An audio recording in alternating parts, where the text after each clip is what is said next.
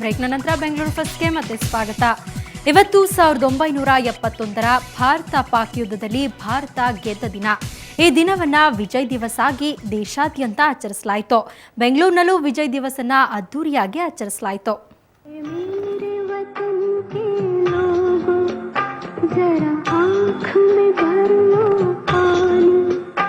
जो शहीद हुए हैं उनकी जरा याद करो कुर्बानी. 1971ರಲ್ಲಿ ಬಾಂಗ್ಲಾ ಮೇಲೆ ಆಕ್ರಮಣ ಮಾಡಿದ ಪಾಕಿಸ್ತಾನವನ್ನ ಯುದ್ಧದಲ್ಲಿ ಭಾರತ ಸದೆಬಡಿದಿತ್ತು. ಈ ವಿಜಯೋತ್ಸವಕ್ಕೆ ಇವತ್ತು 40 ವರ್ಷವಾಗಿದೆ. ಈ ದಿನವನ್ನು ದೇಶದಾದ್ಯಂತ ವಿಜಯ್ ದಿವಸವನ್ನಾಗಿ ಆಚರಿಸಲಾಗುತ್ತಿದೆ. ಬೆಂಗಳೂರಿನ ಇಂದಿರಾ ಗಾಂಧಿ ಕಾರಂಜಿ ಉದ್ಯಾನದಲ್ಲಿರೋ ರಾಷ್ಟ್ರೀಯ ಯೋಧರ ಸೇನಾ ಸ್ಮಾರಕದಲ್ಲೂ ವಿಜಯ್ ದಿವಸ್ ಕಾರ್ಯಕ್ರಮ ನಡೆಯಿತು. ಸಿಎಂ ಸದಾನಂದಗೌಡ ಹುತಾತ್ಮ ಯೋಧರ ಸ್ಮಾರಕಕ್ಕೆ ನಮನ ಸಲ್ಲಿಸಿದ್ರು. ನಂತರ ಇದೇ ಜಾಗದಲ್ಲಿ ರಾಜ್ಯ ಸರ್ಕಾರದ ವತಿಯಿಂದ 18,000 ಹುತಾತ್ಮ ಯೋಧರ ಹೆಸರನ್ನ ಅಮೃತ ಶಿಲೆಯಲ್ಲಿ ಕೆತ್ತಿಸಲಾಗುವುದು ಅಂತ ತಿಳಿಸಿದ್ರು. ದೇಶದಲ್ಲಿ ಮೊದಲ ಬಾರಿಗೆ ಹುತಾತ್ಮ ಸೈನಿಕರ ಸ್ಮರಣೆಗಾಗಿ ರಾಷ್ಟ್ರೀಯ ಸೈನಿಕ ಸ್ಮಾರಕವನ್ನು ನಮ್ಮ ಸರ್ಕಾರ ನಿರ್ಮಿಸುತ್ತಿದೆ. ಈ ಸ್ಮಾರಕದಲ್ಲಿ ಸ್ವಾತಂತ್ರ್ಯ ನಂತರ ಸಂಭವಿಸಿದ ಯುದ್ಧದಲ್ಲಿ ಭಾಗವಹಿಸಿ ಹುತಾತ್ಮರಾದ ರಾಜ್ಯದ ಸುಮಾರು 18,000 ಸೈನಿಕರ ಹೆಸರನ್ನ ಕೆತ್ತಲು ನಿರ್ಧರಿಸಲಾಗಿದೆ. ವೀರ ಯೋಧರ ಬಗ್ಗೆ ವಿಶೇಷ ಆಸಕ್ತಿ ಹೊಂದಿರೋ ರಾಜ್ಯಸಭಾ ಸದಸ್ಯ ರಾಜೀವ್ ಚಂದ್ರಶೇಖರ್ ಹುತಾತ್ಮ ಯೋಧರ ಸ್ಮಾರಕಕ್ಕೆ ಗೌರವ ಸಮರ್ಪಣೆ ಮಾಡಿದ್ರು.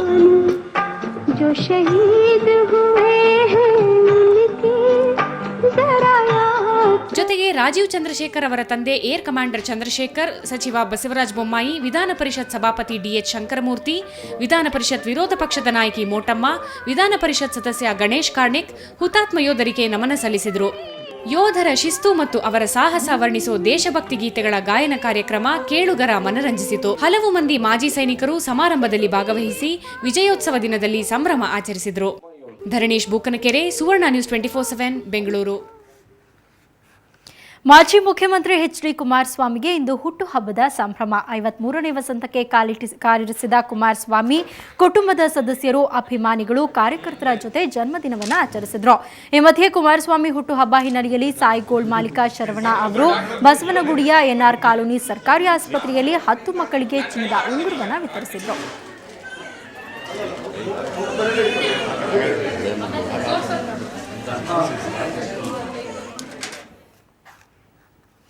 ಕನ್ನಡ ಪ್ರಭ ಪತ್ರಿಕೆಯ ಕಚೇರಿಯಲ್ಲಿ ಇಂದು ಗಾನಸುಧೆ ಹರಿಯಿತು. ಖ್ಯಾತ ಗಾಯಕ ಸಾಯಿರಾಮ್ ತಮ್ಮ ಕಂಠಸಿರಿಯ ಮೂಲಕ ರಂಜಿಸಿದ್ರು.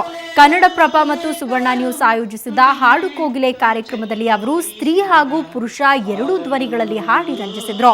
ಕಾರ್ಯಕ್ರಮದಲ್ಲಿ ಕನ್ನಡ ಪ್ರಭ ಹಾಗೂ ಸುವರ್ಣ ನ್ಯೂಸ್ನ ಪ್ರಧಾನ ಸಂಪಾದಕರಾದ ವಿಶ್ವೇಶ್ವರ ಭಟ್, ಸುವರ್ಣ ನ್ಯೂಸ್ ಸಂಪಾದಕರಾದ ಹಮೀದ್ ಪಾಳ್ಯ ಉಪಸ್ಥಿತರಿದ್ದರು.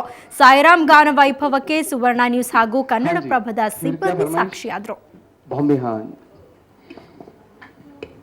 कहना ही क्या कि नैनिक जान से जो मिले, चलने लगे मोहब्बत के जैसे ये सिलसिले, फरमाना ऐसे.